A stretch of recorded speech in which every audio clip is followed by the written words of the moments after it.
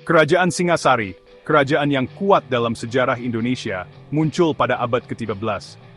Letaknya di Jawa Timur, di mana tanah vulkanik yang subur mendukung peradaban yang berkembang. Sebelum Singasari, Kerajaan Kediri yang berkuasa memerintah Jawa Timur. Namun Kerajaan Kediri menghadapi perselisihan internal dan ketidakstabilan.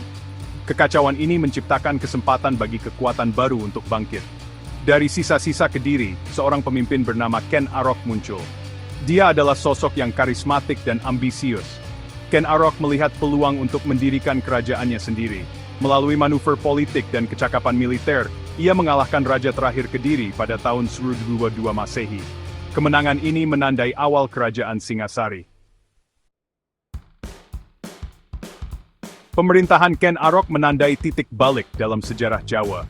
Dia mendirikan dinasti Rajasa yang akan memerintah Singasari dan penerusnya, Kekaisaran Majapahit. Ken Arok memahami pentingnya persatuan dan stabilitas. Dia mengkonsolidasikan kekuasaannya dan memperluas wilayah kerajaan. Dia menerapkan kebijakan untuk memajukan pertanian dan perdagangan, meletakkan dasar bagi kemakmuran Singasari. Namun pemerintahannya juga ditandai oleh intrik politik. Ken Arok menemui ajal tragis di tangan Anusapati, anak tirinya. Terlepas dari konflik internal, Singasari terus berkembang. Kerajaan menghadapi ancaman dari dalam dan luar perbatasannya. Para penguasanya harus menjadi politisi yang cerdik dan komandan militer yang terampil. Singasari mencapai puncaknya di bawah pemerintahan Kertanegara, raja kelimanya. Kertanegara adalah pemimpin visioner yang memperluas pengaruh kerajaan melampaui Jawa. Dia menjalin hubungan diplomatik dengan kerajaan lain di Asia Tenggara. Dia juga membangun angkatan laut yang kuat, mengubah Singasari menjadi kekuatan maritim. Ambisi Kertanegara meluas melampaui Nusantara. Dia menantang kekuatan dinasti Yuan yang sedang tumbuh di Cina. Dia mengirim ekspedisi militer ke Sumatera, menunjukkan kekuatan Singasari.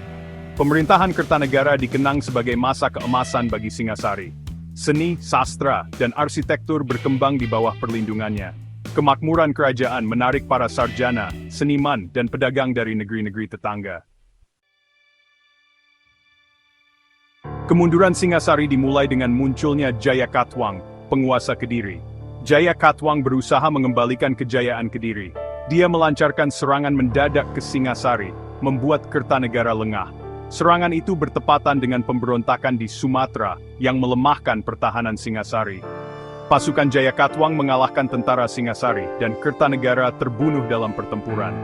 Dengan kematian Kertanegara, kerajaan Singasari yang dulu perkasa jatuh pada tahun 1292 Masehi. Warisan kerajaan tetap hidup melalui penerusnya, Kekaisaran Majapahit. Salah satu menantu Kertanegara, Raden Wijaya, kemudian mendirikan Majapahit. Kekaisaran Majapahit menggabungkan wilayah Singasari yang tersisa. Itu meluas menjadi salah satu kerajaan terbesar dalam sejarah Indonesia.